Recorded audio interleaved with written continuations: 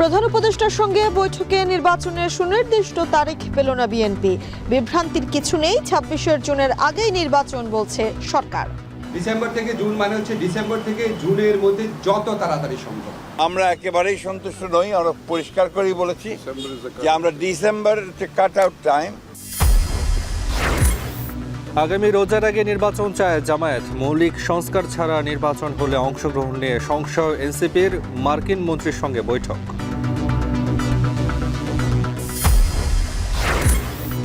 দাবি আদায়ে সড়ক আটকে পলিটেকনিক শিক্ষার্থীদের বিক্ষোভ। দিনভর ভোগান্তি, কাল সারা দেশে রেল ব্লকেট সহ অসহযোগ আন্দোলনের ডাক। আনন্দ শোভাযাত্রায় মোটিভ শিল্পীর বাড়িতে আগুনের ঘটনায় তদন্ত কমিটি। ৩ কার্যদিবসে প্রতিবেদন জমা, ঢাকা বিশ্ববিদ্যালয়ে প্রতিবাদ।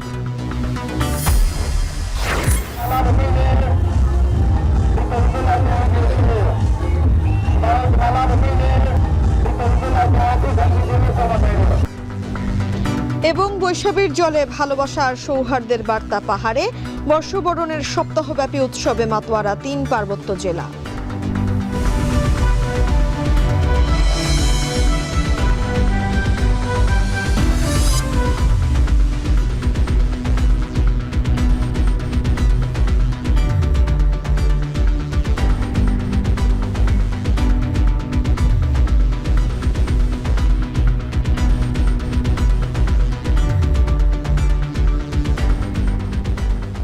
শুনছিলেন শিরোনাম। স্বাগত জানাচ্ছি শান্ত বাজারে। পুরো আয়োজন আপনাদের সঙ্গে আছে আমরা দুজন, আমি তাসওয়ার নাফি এবং আমি তানজিলা খান মেম।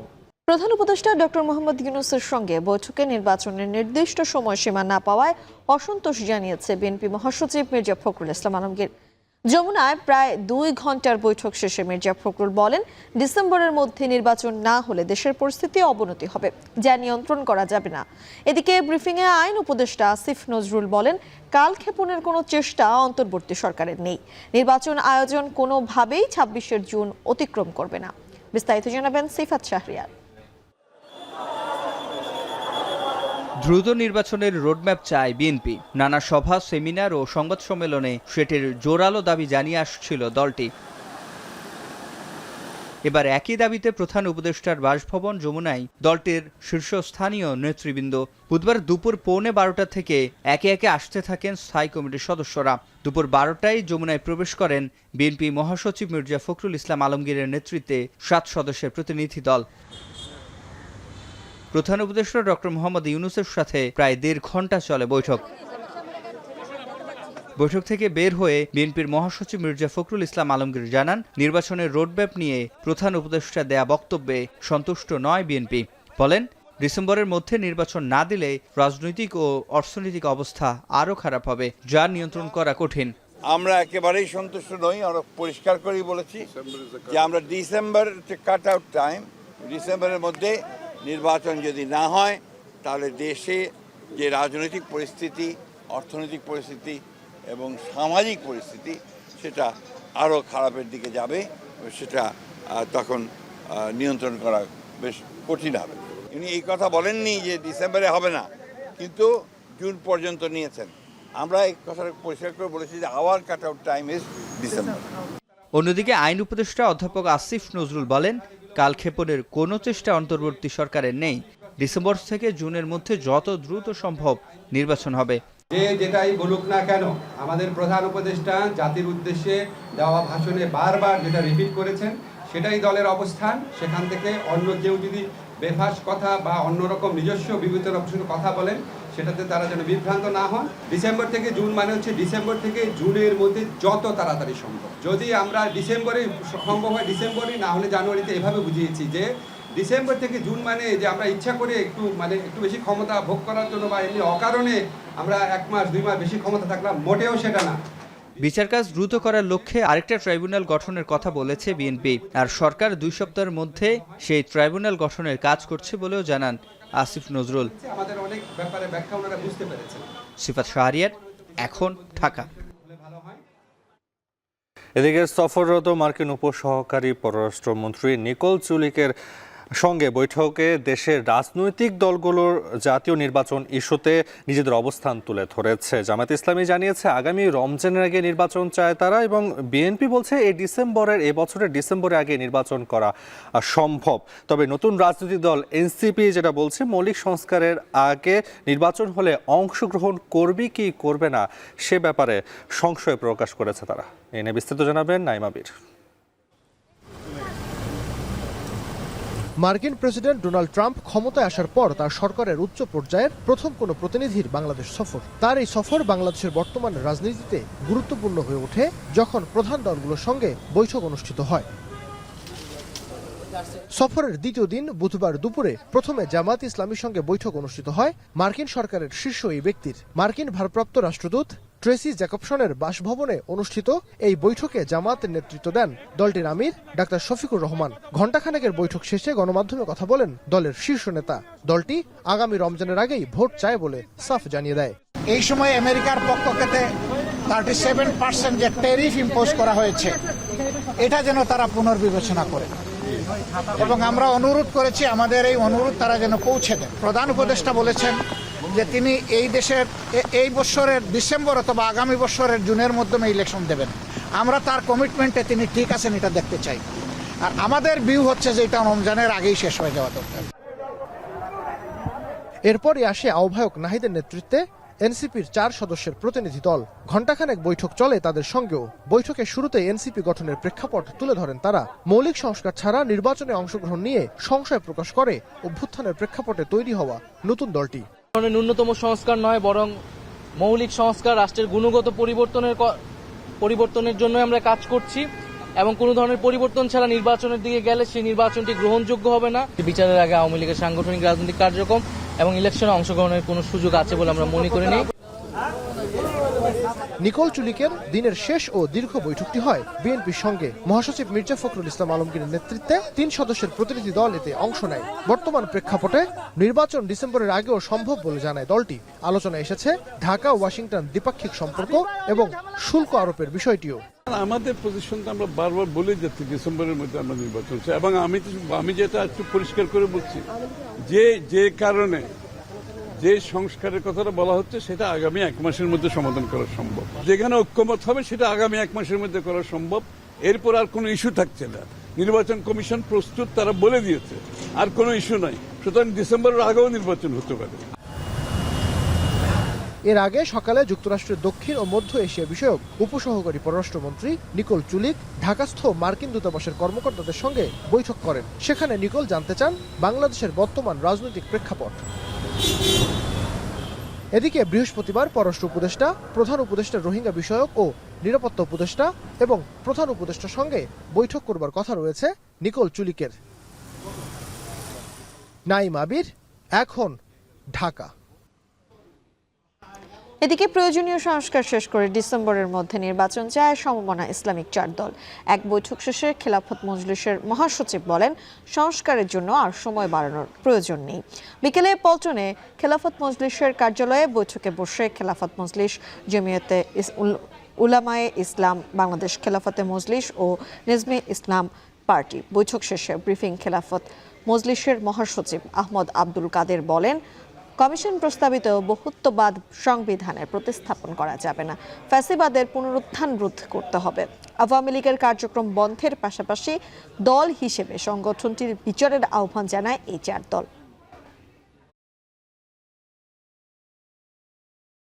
আমরা বলছি প্রয়োজনীয় সংস্কার শেষে 25-এর মধ্যে এটা করতে হবে।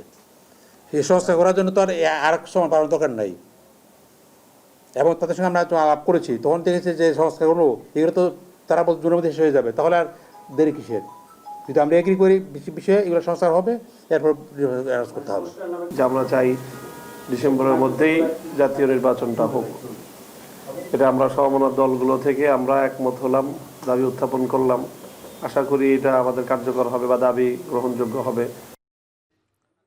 জুলাইয়ের মধ্যে জাতীয় সংসদ নির্বাচনের রোডম্যাপ ঘোষণা করতে চায় নির্বাচন কমিশন। দুপুরে ইসি ভবনে সাংবাদিকদের কথা জানান নির্বাচন কমিশনার আনোয়ারুল ইসলাম সরকার। তফসিল ঘোষণার আগে যাদের বয়স 18 হবে তাদের ভোটের আওতায় এনে ভোটের সুযোগ করতে কাজ করছে কমিশন। এক্ষেত্রে বিদ্যমান আইন পর্যালোচনার কাজ চলছে। এ সময় তফসিল ঘোষণার আগে রাজনৈতিক দলসহ অংশীজনদের সাথে কমিশন বসবে বলেও জানান আনোয়ারুল ইসলাম সরকার। সরকার ঘোষিত একটা টাইমলাইন অনুযায়ী আমরা প্রস্তুতি নিচ্ছি, সেহেতু শিডিউল ডিক্লারের আগেই আমাদের এই নিবন্ধিত দলগুলোর সাথে মত বিনিময় করতে হবে। তো সে কারণেই আমরা নিবন্ধনের গণবিজ্ঞপ্তি জারি করেছি এবং এটি 20 তারিখ পর্যন্ত চলমান আছে। এই কমিশন শপথ নেওয়ার পর থেকেই পরেই আমরা মোটামুটিভাবে আমাদের নিজস্ব একটা কর্মপরিকল্পনা ধরেই এগুচ্ছি। আসনগুলোর মধ্যে যে প্রশাসনিক নামের যে পরিবর্তনগুলো হয়েছে সেগুলো আমরা ইতিমধ্যে সংগ্রহ করে ফেলেছি।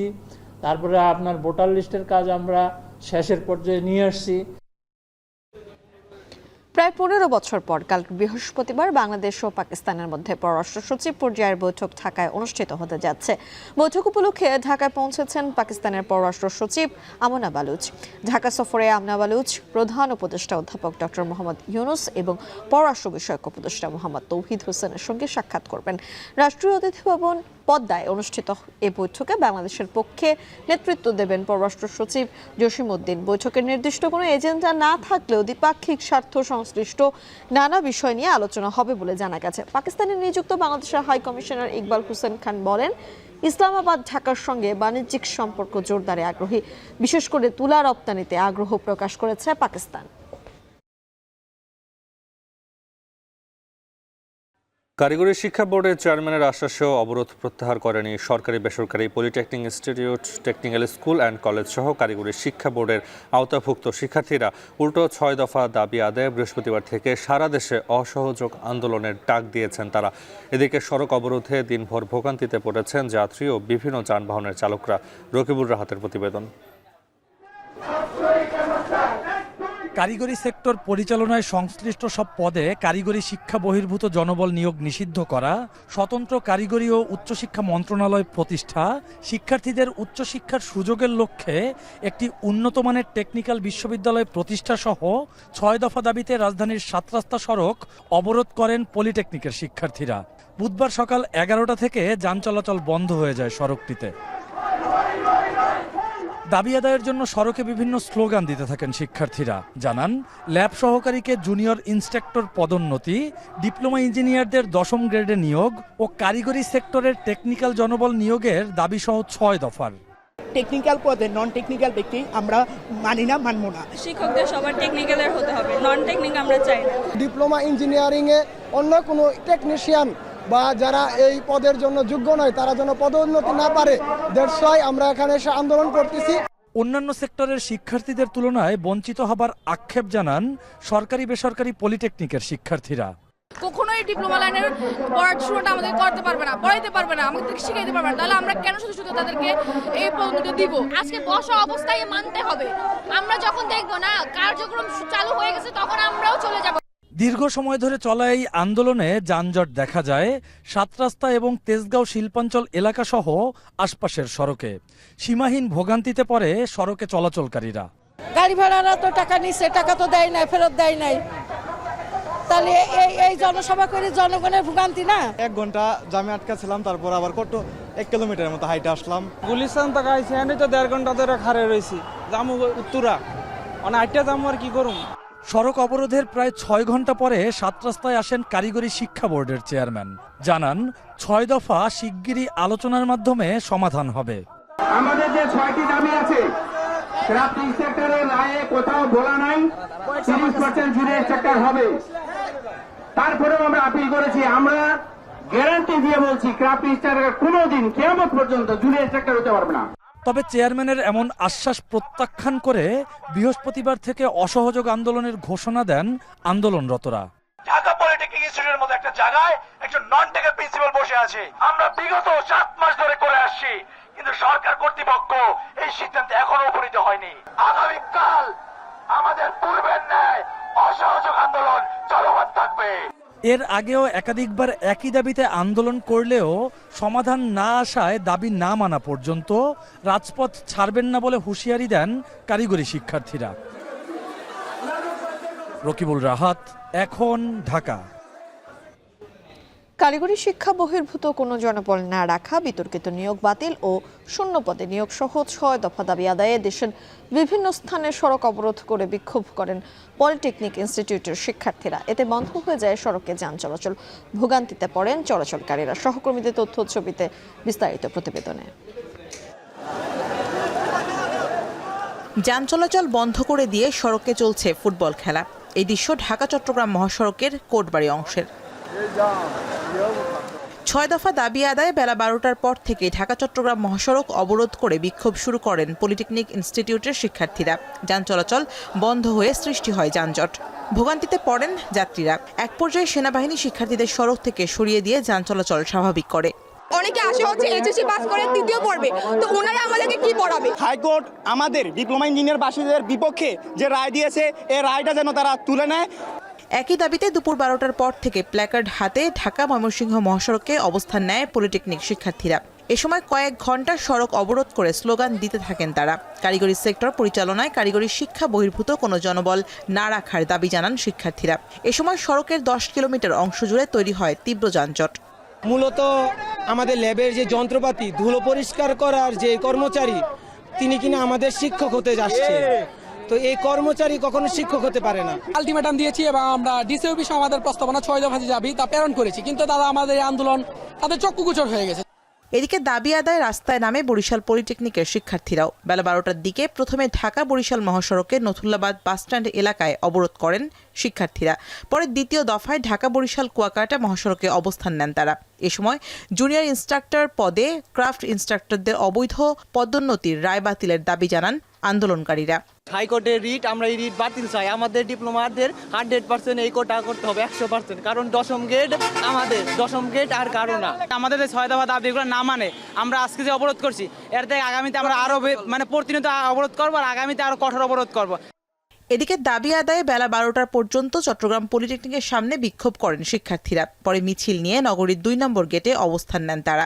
দ্রুততম সময়ের মধ্যে দাবি মানা না হলে কঠোর কর্মসূচির হুঁশিয়ারিও দেন শিক্ষার্থীরা। এদিকে আন্দোলনে বন্ধ হয়ে যায় আশপাশের সড়কের যান চলাচলও। যারা জেনারেল শিক্ষার্থী 2 বছর কেউ এসএসসি পাস করে এখান থেকে আসে আমাদের এই জায়গাগুলো দখল করে নেয়।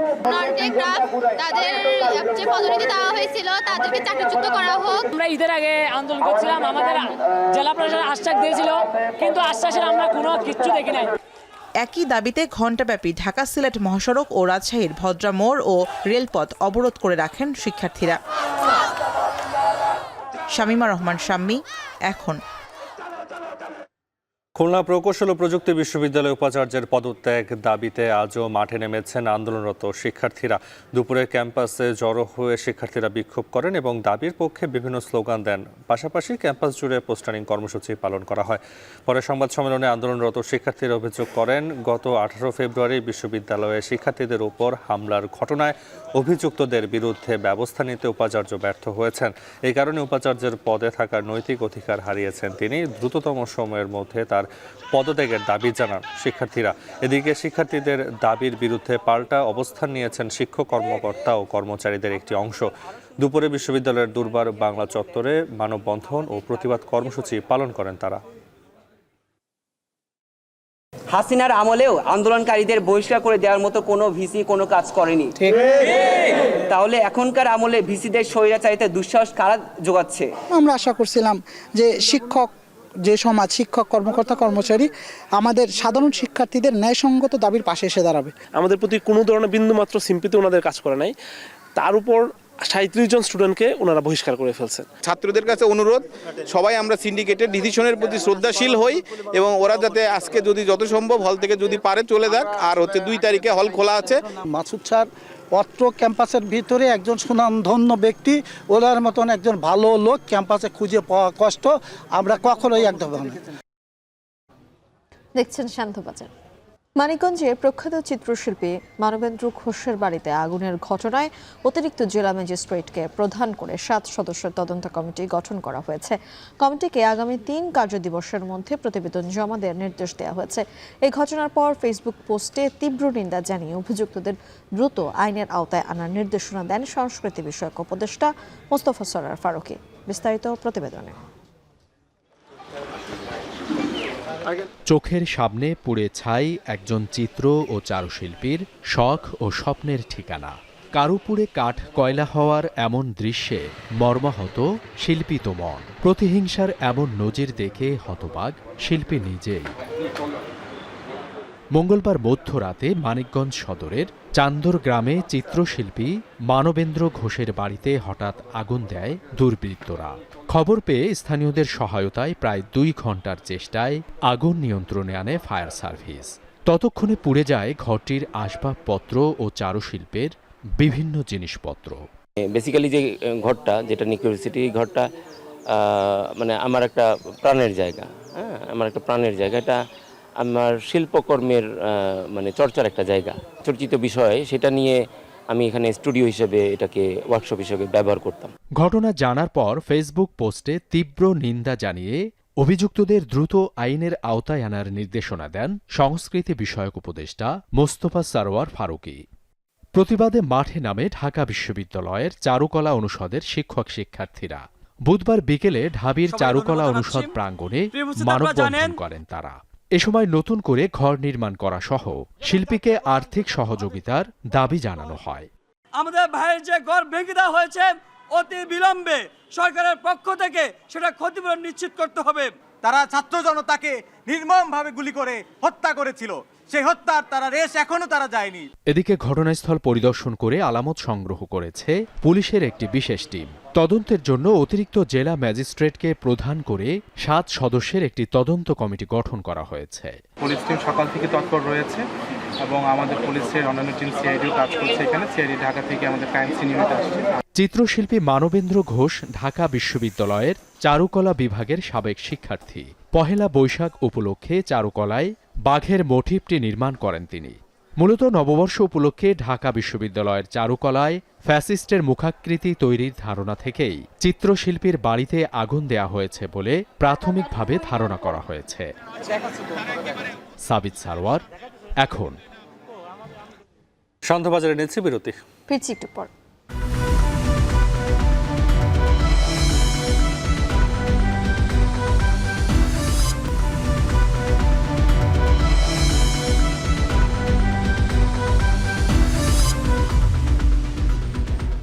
বিরতির পর ফিরে এলাম। দেখছেন সন্ধ্যাবাজার। গ্রেপ্তারি পরোয়ানা জারি হওয়া টিউলিপ সিদ্দিককে দেশে ফেরাতে বিচারিক আদালতের নির্দেশনা মেনেই আন্তর্জাতিক সংস্থার সহযোগিতা চাওয়া হবে বলে জানিয়েছে দুদক। সংস্থাটির মহাপরিচালক জানান, টিউলিপ সিদ্দিক আত্মপক্ষ সমর্থন চাইলে তাকে দেশে এসে আদালতের মুখোমুখি হতে হবে। আরও জানাচ্ছেন নাজমুস সাকিব। ব্রিটিশ এমপি হয়েও বাংলাদেশের ওপর অবৈধ হস্তক্ষেপের অভিযোগ ক্ষমতাচ্যুত প্রধানমন্ত্রী শেখ হাসিনার ভাগ্নি টিউলিপ সিদ্দিকের বিরুদ্ধে। দুদকের অভিযোগ, তার খালা শেখ হাসিনার ক্ষমতার অপব্যবহার করে পূর্বাচলে মালিক হয়েছেন রাজউকের প্লটের। এছাড়াও গুলশানে অবৈধভাবে ইস্টার্ন হাউজিংয়ের ফ্ল্যাট দখলে নেয়ার অভিযোগ তার বিরুদ্ধে। সাম্প্রতিক রাজউকের প্লট দখলের মামলায় শেখ হাসিনা, শেখ রেহানা, টিউলিপ সহ 53 জনের বিরুদ্ধে গ্রেপ্তারি পরোয়ানা জারি করে আদালত। এমন প্রেক্ষিতে তাকে দেশে ফিরিয়ে এনে বিচারের মুখোমুখি করা যাবে কিনা তা নিয়ে প্রশ্ন জনমনে। বুধবার দুর্নীতি দমন কমিশনে এক নিয়মিত ব্রিফিংয়ে দুদকের মহাপরিচালক জানান, তাকে ফিরিয়ে আনতে আন্তর্জাতিক সব সংস্থার সহযোগিতা চাইবে সরকার। বিচারিক আদালতে নির্দেশনা যেভাবে দিবে ঠিক সেভাবে, কারণ এই বিষয়টা আদালতের এখতিয়ারাধীন, অন্য কারণ নয়। আদালত যেভাবে নির্দেশনা দিবেন ঠিক সেই অনুযায়ী পরবর্তী আইনানুগ ব্যবস্থা নেওয়া হবে। গত সোমবার স্কাই নিউজকে দেয়া এক সাক্ষাৎকারে টিউলিপ সিদ্দিক দাবি করেন, বাংলাদেশের কোনো কর্তৃপক্ষ তার সঙ্গে যোগাযোগ করেনি। প্রেক্ষিতে দুদকের মহাপরিচালক বলেন, তার আত্মপক্ষ সমর্থনের জন্য দেশে এসে আদালতের মুখোমুখি হতে হবে। তিনি যদি নির্ধারিত তারিখে বিজ্ঞ আদালতে যদি হাজির না হন, তাহলে কিন্তু ফৌজদারি কার্যবিধি আইন এবং ক্রিমিনাল ল অ্যামেন্ডমেন্ট অ্যাক্ট 1958 সুনির্দিষ্টভাবে বলা আছে কি করণীয়। বিজ্ঞ আদালত যেভাবে আমাদেরকে নির্দেশনা দিবেন সেভাবেই প্রয়োজনীয় আইনানুগ ব্যবস্থা নেওয়া হবে। অন্যদিকে শেখ হাসিনার সাবেক বেসরকারি শিল্প উপদেষ্টা সালমান এফ রহমান ও তার ছেলে শায়ান এফ রহমান সহ ৩০ জনের নামে মামলা করেছে দুদক। তাদের বিরুদ্ধে অভিযোগ ৮৭ কোটি টাকার জমি ১,০০০ কোটি টাকা দেখিয়ে বন্ডের মাধ্যমে অবৈধভাবে আইএফআইসি ব্যাংক থেকে টাকা আত্মসাৎ করেছেন। গত ৮ মাসে আওয়ামী লীগ সরকারের মন্ত্রী এমপি সহ শতাধিক ব্যক্তির নামে মামলা করেছে সংস্থাটি। নাজবুস সাকিব, এখন, ঢাকা। বাণিজ্য বাধা দূর করতে আগামী সপ্তাহে যুক্তরাষ্ট্র যাচ্ছে বাংলাদেশের প্রতিনিধি দল। সচিবালয়ের সাংবাদিকদের সঙ্গে মতবিনিময়ে কথা জানান বাণিজ্য উপদেষ্টা। জানান স্বল্প খরচে আকাশপথে কার্গো পরিবহনের উদ্যোগ নেওয়া হয়েছে। আরও জানাবেন আজহার লিমন। যুক্তরাষ্ট্রের অতিরিক্ত ৩৭% শুল্ক আরোপ, ভারতের ট্রান্সশিপমেন্ট বাতিল কিংবা রমজান পরবর্তী আবার ভোজ্য তেলের দাম বৃদ্ধি। বাণিজ্য ও পাট মন্ত্রণালয়ের সঙ্গে যখন উপদেষ্টা শেখ বশিরউদ্দিন আরও একটি মন্ত্রণালয়ের দায়িত্ব পেলেন, তখন সচিবালয়ে সাংবাদিকদের সঙ্গেই মতবিনিময় সভা। ট্রান্সশিপমেন্টের ব্যাপারে প্রশ্ন করা হলে উপদেষ্টা বলেন, হঠাৎ করে ভারতের পক্ষ থেকে এই সুবিধা বাতিলের পর সরকার দেশটির চেয়েও কম খরচে বাংলাদেশ থেকে কার্গো পরিবহনের ব্যবস্থা করছে। টিকফা নিয়ে আমরা আলোচনা করছি, বাট এইটা আমাদেরকে মূলত ইউএসটিআর এর সাথে, এবং এটা এমন একটা অফিস যেটা একদম হোয়াইট হাউসের জাস্ট উল্টো পাশে একটা অফিস, যেখানে এই শুল্ক সংক্রান্ত বিষয় নিয়ে আলোচনা হচ্ছে। যুক্তরাষ্ট্রের আরোপিত অতিরিক্ত ৩৭% শুল্কের বিষয়ে উপদেষ্টা বলেন, সরকার ওই শুল্কের স্থগিত আদেশের সুযোগকে কাজে লাগানোর চেষ্টা করছে। যুক্তরাষ্ট্রের সঙ্গে বাণিজ্য ঘাটতির হিসাবে ভিসা কার্ড, গুগল, ফেসবুকের মতো বাংলাদেশে ব্যবসা করা দেশটির বিভিন্ন সেবা প্রতিষ্ঠানের হিসাব আনছে না উল্লেখ করেন উপদেষ্টা। জানান দেশটির সঙ্গে তুলা আমদানিরও পরিকল্পনা করা হচ্ছে। সব দিক বিবেচনা করে আসছে সপ্তাহেই একটি দল যুক্তরাষ্ট্রে যাচ্ছেন, জানান উপদেষ্টা।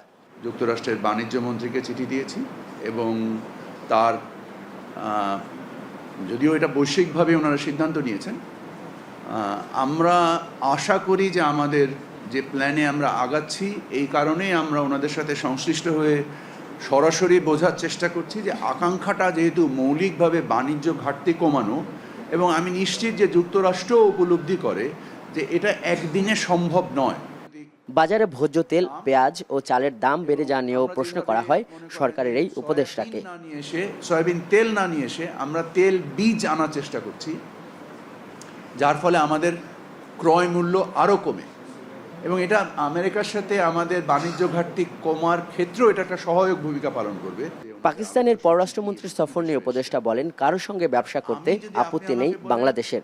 মানে to trade with Pakistan I have absolutely no problem, to trade with India I have absolutely no problem, to trade with China everybody is welcome, because আমার কাছে বাংলাদেশের মানুষের স্বার্থ সর্বাগ্রে। উপদেষ্টা বলেন, দীর্ঘ সময়ের একটা কর্তৃত্ববাদী শাসন আমলের পর লন্ডভন্ড অর্থনীতিতে সরকার ইনসাফ প্রতিষ্ঠার চেষ্টা করছে। ঋণ করে পরিচালনার পদ্ধতি থেকে বের হয়ে নিজের পায়ে দাঁড়ানোর চেষ্টা করছে সরকার, এবং এরই অংশ হিসেবে ৫ আগস্টের পর অন্তত ৫০,০০০ কোটি টাকার বৈদেশিক দায় পরিশোধ করা হয়েছে বলেও জানান এই উপদেষ্টা। আমরা সকলের সাথেই বাণিজ্য করি। আজহার লিমন, এখন, ঢাকা। দেখছেন সান্ধ্যবাজার। বিজিবির মধ্যস্থতায় অবশেষে দেশে ফিরেছে মিয়ানমারের আরাকান আর্মির হাতে আটক আরও ৫৫ জেলে। দুপুরে টেকনাফের শাহপুরীর দ্বীপ জেটি ঘাট দিয়ে তাদের দেশে ফিরিয়ে আনা হয়। টেকনাফ ২ বর্ডার গার্ড ব্যাটালিয়নের অধিনায়ক লেফটেন্যান্ট কর্নেল আশিকুর রহমান জানান, বঙ্গোপসাগরে মাছ ধরতে গিয়ে বিভিন্ন সময়ে ভুলবশত মিয়ানমারের জলসীমায় ঢুকে পড়ে বাংলাদেশি ৫৫ জেলে। পরে নৌকাসহ তাদের আটক করে আরাকান আর্মি। বিষয়টি নিয়ে কাজ করে সীমান্ত রক্ষী বাহিনী বিজিবি। এক পর্যায়ে দুপুরে আটক ৫৫ জেলেকে বিজিবির কাছে হস্তান্তর করা হয়। দেশে ফেরার পর তাদের পরিবারের কাছে হস্তান্তর করে বিজিবি। এর আগে মিয়ানমারে ২ বছর আটকের পর মঙ্গলবার দুপুরে নৌবাহিনীর জাহাজে করে দেশে ফেরে ২০ বাংলাদেশি নাগরিক।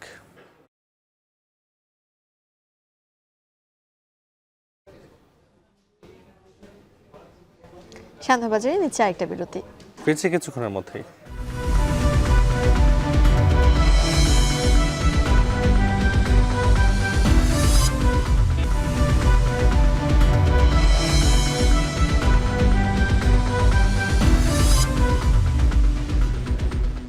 ফিরে এলাম বিরতির পর। দেখছেন সান্ধ্যবাজার। সপ্তাহব্যাপী বর্ষবরণের বর্ণিল উৎসবে মাতোয়ারা ৩ পার্বত্য জেলা বৈশাখী তার রং ছড়িয়েছে পোশাক থেকে শুরু করে চারপাশে। আজ বৈশাখের সব থেকে আকর্ষণীয় উৎসব জলকেলি, যেখানে বাহারি সাজে অংশ নেন তরুণ তরুণীরা। এই উৎসব ভালোবাসা, স্নেহ আর সৌহার্দ্যের বার্তা দেওয়ার পাশাপাশি মুছে দেয় বিভক্তি রেখা। হোসেন জিয়াদের প্রতিবেদনে বিস্তারিত। জলের এ খেলা বর্ণিল রং ছড়ায় পাহাড়ি উৎসবে। একে অপরের দিকে ছুঁড়ে দেয়া এই জল বার্তা নিয়ে যায় ভালোবাসা, স্নেহ আর সৌহার্দ্যের। উৎসবের এই আবরণে ঢাকা আছে ধর্মীয় বিশ্বাসও। পাহাড়ি জাতিগোষ্ঠী বিশ্বাস করে জল যেমন ধুয়ে মুছে নিয়ে যায় অবসাদ, ক্লান্তি আর জীবনের ময়লা, তেমনি পুরনো বছরের গ্লানি হিংসা ধুয়ে রুক্ষ পাহাড়ের অনাগত সময়কে পবিত্র করে তুলবে। জলধারা পাহাড়ের যে ইতিহাস, ঐতিহ্য, সেটি সুদীর্ঘ কাল ধরে বয়ে নিয়ে যাচ্ছে। সেই জলধারায় পাহাড়ে তরুণ তরুণীরা ফুটিয়ে তুলে এই পানি খেলার মাধ্যমে। শুধুমাত্র উৎসব নয়, এর মাধ্যমে ধর্ম আর উৎসব একে অপরের সাথে জড়িয়ে যায়। এখানে আসা অনেক তরুণ তরুণীর পরিচয়, প্রণয় কিংবা পরিণয়ের সম্পর্ক পর্যন্ত গড়ায় এই পানি খেলার মাধ্যমে। পাহাড়ে বর্ষবরণের এই উৎসব শুরু হয়েছে সপ্তাহখানেক আগেই। তবে রাঙ্গামাটির বাঙালহালিয়ার জলকেলি উৎসবে থাকে সবারই বাড়তি আকর্ষণ। সকাল থেকে নানা সাজ পোশাকে উৎসবে যোগ দেন তরুণ তরুণীরা, মাতেন উৎসবে। একে অপরের প্রতি জল ছিটিয়ে পৌঁছে দেন সুখী ভবিষ্যতের বার্তা। পুরনো বছরকে বিদায় দিয়ে সব দুঃখ কষ্ট মুছে দিয়ে নতুন বছরকে পানি খেলার মাধ্যমে বরণ করে নিই। নতুন বছর আসছে, আমরা সবাই এখানে এনজয় করার জন্য আসছি। এই দিনের জন্য সবাই অপেক্ষা করে আনন্দ করার জন্য। পাহাড়িদের ভিন্ন এই জীবনধারা আর সংস্কৃতি টানে পর্যটকদের। বাঙালহালিয়া মাঠে তাই ভিড় জমে 3 পার্বত্য জেলার হাজার হাজার মানুষের। বছর জুড়ে ভাতৃঘাতী সংঘাত আর রক্তপাত, বিভক্তির রেখা মুছে দেয় এই উৎসব। আমরা অনেক সুখে শান্তিতে আমরা সবাই মিলে সব ধর্ম মিলে যাতে আমরা একসাথে থাকতে পারি, আমরা এটাই চাই। জীর্ণতা, হতাশা এবং অপ্রাপ্তিকে ভুলে গিয়ে নতুন বছরকে বরণ করার জন্যই আমরা এই উৎসবটি পালন করে থাকি। সমতলে বসবাসকারীদের বছর জুড়ে নানা উৎসব থাকলেও পাহাড়িদের কাছে বাংলা বছর বরণই সবচেয়ে বড় উৎসব। তাদের প্রাত্যহিক জীবন, ফসল বোনা কিংবা জুম চাষে এখনও দিনক্ষণ গুনেন বাংলা পঞ্জিকার। তাই এখানকার কৃষি, অর্থনীতি আর বাণিজ্যের শুরু বা ইতি টানে এই উৎসব। আমাদের আমলে একটু ছোট আকারে ছিল, এখন একটু মহামিলনে একটা উৎসব মুখর পরিবেশে একটা সাংগ্রায় অনুষ্ঠানটি হচ্ছে আর কি। উৎসব আরও রঙিন হয়ে ওঠে গানের সুরে। মঞ্চে ওঠেন পাহাড়ি জাতিগোষ্ঠীর শিল্পীরা। মাঠে তখন উন্মাদনা, নাচে গানে মাতোয়ারা, তরুণ তরুণী, কিশোর কিশোরী। গানে গানে ছড়িয়ে যায় পাহাড়ের প্রতি ভালোবাসা, প্রকৃতি, ঝর্ণাধারার বন্দনা আর দেশপ্রেমের বাণী। হোসাইন জিয়াদ, এখন রাঙ্গামাটি। জাতিসংঘের শান্তিরক্ষা মিশনে যুক্তরাষ্ট্রের অর্থায়ন বন্ধ করার প্রস্তাব দিয়েছে হোয়াইট হাউসের বাজেট অফিস। মালি, লেবানন ও ডেমোক্রেটিক রিপাবলিক অব কঙ্গোতে মিশন ব্যর্থ হয়েছে এমন অভিযোগ তুলে ধরে সার্বিকভাবে অর্থায়ন বন্ধের এ প্রস্তাব দেয় ট্রাম্প প্রশাসন। অভ্যন্তরীণ পরিকল্পনা নথির বরাত দিয়ে এমন তথ্য তুলে ধরেছে বার্তা সংস্থা রয়টার্স। জাতিসংঘের সবচেয়ে বেশি অর্থ দেয় ওয়াশিংটন, তারপরে আছে চীন।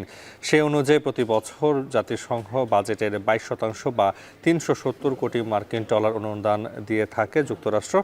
এছাড়া শান্তিরক্ষা মিশনের দেয়া হয় 27% বা 560 কোটি ডলার অনুদান। ট্রাম্পের প্রস্তাবিত শান্তিরক্ষা খরচ কমানোর বিষয়টি পাসব্যাক নামক একটি নথিতে অন্তর্ভুক্ত করা হয়েছে।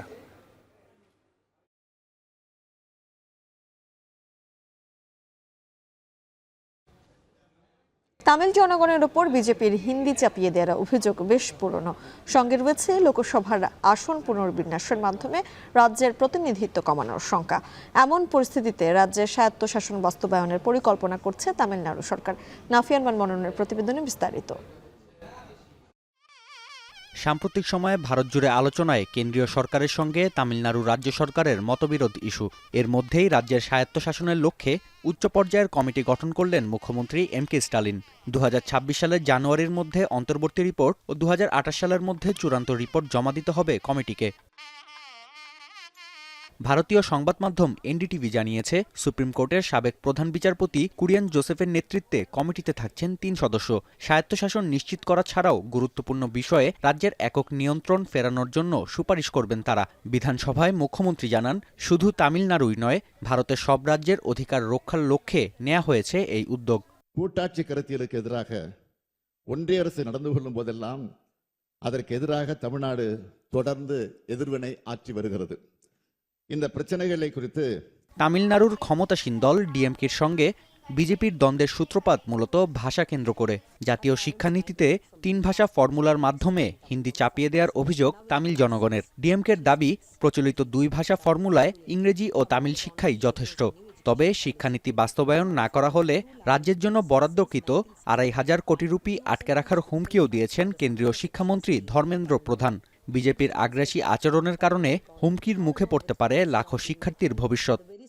Affordable parents are putting them in a private schools, their education is going on. But if you stop giving funding for the government, especially the Tamil Nadu government, and the basically the wall what is rolling on the development factors happening on education, it will get stopped. এছাড়াও জনসংখ্যার ভিত্তিতে লোকসভায় আসন পুনর্বিন্যাসের মতো বিতর্কিত পদক্ষেপ গ্রহণের বিষয়েও জোরে সোরে প্রচারণা চালাচ্ছে মোদী সরকার। তবে স্টালিন প্রশাসনের দাবি, পার্লামেন্টে দক্ষিণের রাজ্যগুলোর প্রতিনিধিত্ব কমানোর দুরভিসন্ধিতে লিপ্ত বিজেপি। 2026 সালে অনুষ্ঠেয় তামিলনাড়ু বিধানসভা নির্বাচনের আগে কেন্দ্র রাজ্য দ্বন্দ্বে ভারতের রাজনীতির মাঠে ক্রমেই বাড়ছে উত্তাপ। নাফিয়া আরমান মনন, এখন বিশ্ব। সান্ধ্যবাজারে নিচ্ছে আরো একটা বিরতি। ফিরছি একটু পর, সাথেই থাকুন।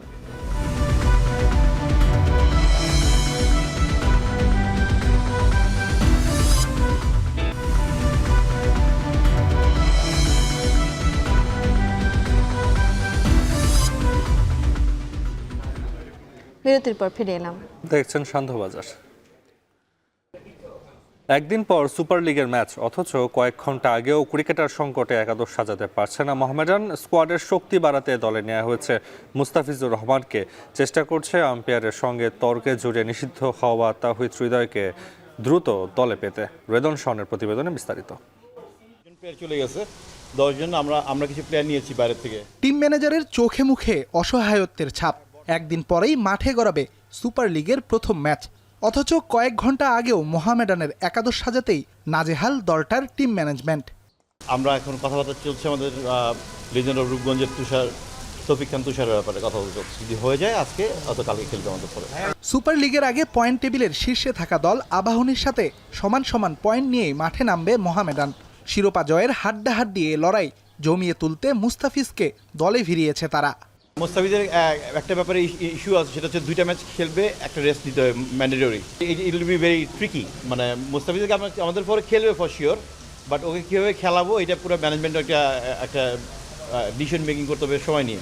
ঢাকা ডার্বিতে আম্পায়ারের সাথে বিতর্কে জড়িয়ে এবং ম্যাচ পরবর্তী সময়ে আম্পায়ারদের সমালোচনা করায় 2 ম্যাচ নিষিদ্ধ হয়েছেন মোহামেডান অধিনায়ক তাওহিদ হৃদয়। তার শাস্তি কমাতে ইতিমধ্যে সংশ্লিষ্টদের কাছে চিঠিও দিয়েছে খেলোয়াড় সংকটে থাকা ক্লাবটি। হৃদয় তো আপনারা জানেন জাতীয় দলের প্লেয়ার। আমরা ক্লাবের পরে আমরা চিঠি দিয়েছি বোর্ডকে। বোর্ড এটা নিয়ে এখনও হয়তো কাজ করছে। আমরা আশাবাদী একটা ফয়সালা আমাদের হবে। সুপার লিগের আগে জমে উঠেছে ঢাকা প্রিমিয়ার লিগে পয়েন্ট টেবিলের খেলা। শিরোপা দৌড়ে প্রথম 2 দল আবাহনী, মোহামেডান। তবে 6 নম্বরে থাকা রূপগঞ্জেরও সুযোগ থাকবে 5 ম্যাচ জিতে শিরোপা জয়ের স্বাদ পাবার। সাথে বৃষ্টির পূর্বাভাস তো যোগ করেছে বাড়তি উন্মাদনা। রেদওয়ান শাওন, এখন ঢাকা। শেষ করব সান্ধ্যবাজার। তার আগে শিরোনামগুলো জানিয়ে দেব আরও একবার। প্রধান উপদেষ্টার সঙ্গে বৈঠকে নির্বাচনের সুনির্দিষ্ট তারিখ পেল না বিএনপি। বিভ্রান্তির কিছু নেই, 26 জুনের আগে নির্বাচন বলছে সরকার। ডিসেম্বর থেকে জুন মানে হচ্ছে ডিসেম্বর থেকে জুনের মধ্যে যত তাড়াতাড়ি সম্ভব। আমরা একেবারেই সন্তুষ্ট নই। আমরা পরিষ্কার করেই বলেছি যে আমরা ডিসেম্বর কাট আউট টাইম। আগামী রোজার আগে নির্বাচন চায় জামায়াত। মৌলিক সংস্কার ছাড়া নির্বাচন হলে অংশগ্রহণ নিয়ে সংশয় এনসিপির। মার্কিন উপসহকারী মন্ত্রীর সঙ্গে বৈঠক। দাবি আদায়ে সড়ক আজকে পলিটেকনিক শিক্ষার্থীদের বিক্ষোভ। দিনভর ভোগান্তি, কাল সারা দেশে রেলপথ অবরোধের ডাক। আনন্দ শোভাযাত্রার মোটিভ শিল্পীর বাড়িতে আগুনের ঘটনায় তদন্ত কমিটি 3 কার্যদিবসে প্রতিবেদন জমা। ঢাকা বিশ্ববিদ্যালয়ে প্রতিবাদ।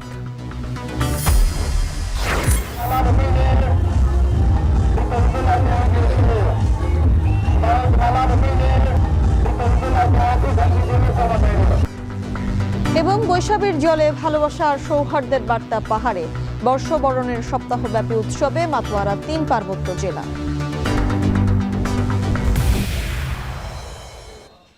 শেষ করব শান্তবাজার। এখন টেলিভিশন ওয়েবসাইটে দেখতে ভিজিট করুন www.ekon.tv। এখন টেলিভিশন ফেসবুকে দেখতে ভিজিট করুন facebook.com/tv.ekon। এছাড়া ইউটিউবে দেখতে ভিজিট করুন youtube.com/c/ekontv।